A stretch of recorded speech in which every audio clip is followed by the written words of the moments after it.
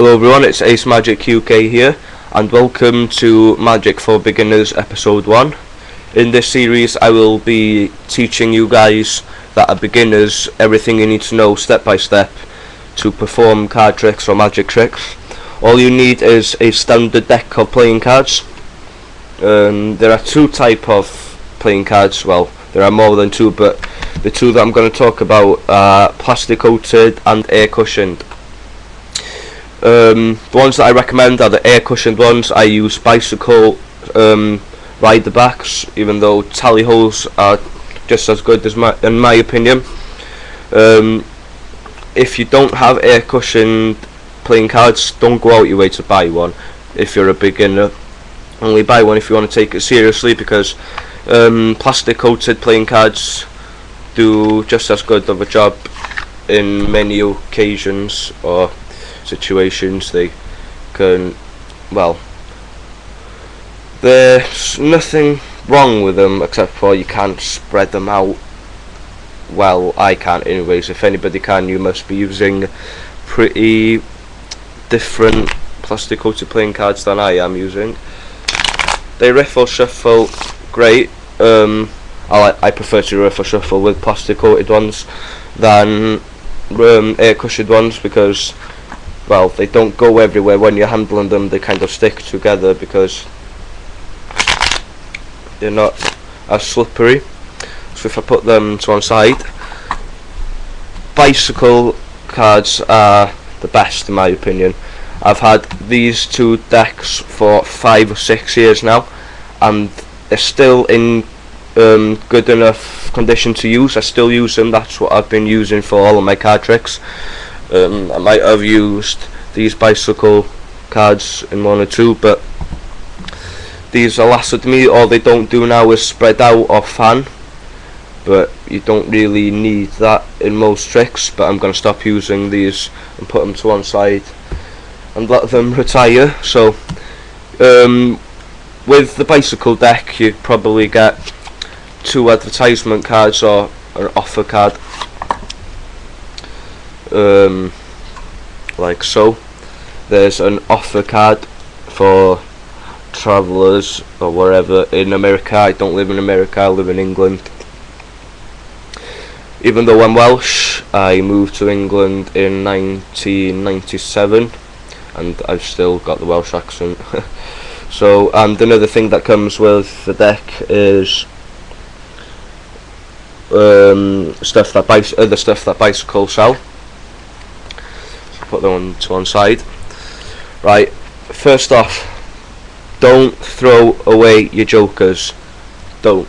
I used to when I was younger, not with bicycle decks, but with standard decks, because I didn't have any use for them. But it's a big mistake. Don't. There are hundreds of uses for them in magic tricks. You can use them as key cards or other things. Just don't throw them away.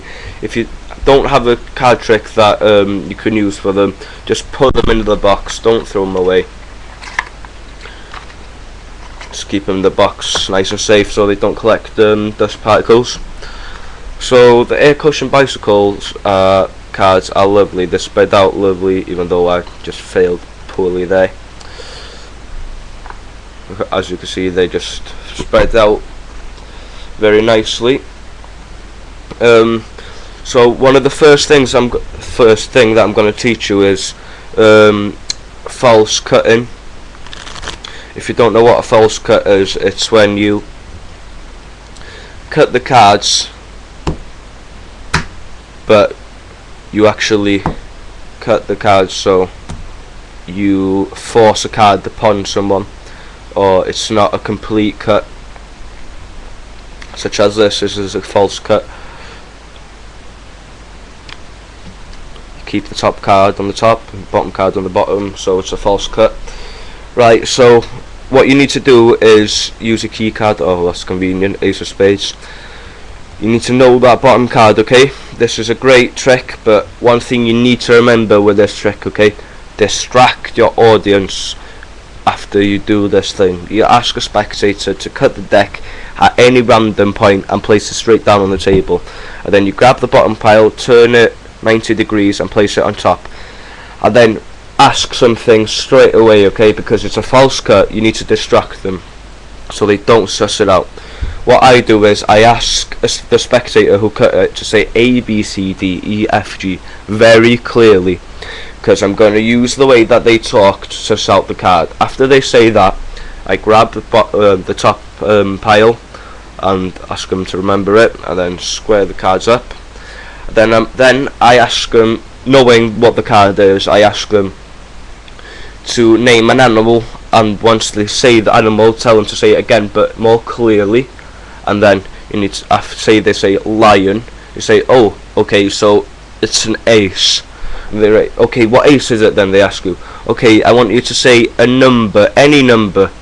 They say it, okay, say any letter or any colour, okay, you choose the things, but these are the things that I use. And then after they say that, just pause for a minute. No, you did say that clear enough, you're going to have to say it again. And they say it again, and then, oh, it's the ace of spades, and then they're amazed by it. So knowing what that bottom card is, ask them to cut it, and then place that 90 degrees and ask them straight away to say A, B, C, D, F, G. You distract them because it is a false cut, okay, and then you show them it, and then you ask them to tell those things or say them, and then you tell them what that card is. So that's what a false cut is, and you can use a false cut in that trick and other tricks. You can use cuts to find their card by using a key card. An example of a key card is knowing the bottom card again, having them choose a card at random. Say they choose 2 of hearts, you have them place the card on top, then you cut the deck so that key card on bottom is on top of their card, and then you need to turn the cards over until you reach that key card, and then you know the next card is theirs. Or you can simply spread the cards out looking for that key card, which was the 9 of hearts, and then you know that the card underneath it is their card, and that was the 2 of hearts. So these are beginner tricks, but they're great and effective as long as you use them well. These techniques are used at any level of skill with when it comes to magic. Key cards is probably the most used technique. There are many ways to use them.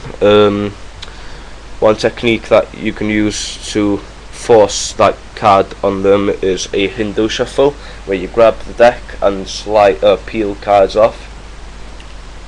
Then you ask them to say stop, and then you can simply show that card, or when they say stop, place the cards down, having a break there, oh wait, there, then just lift it up so it looks like you've lifted the card up.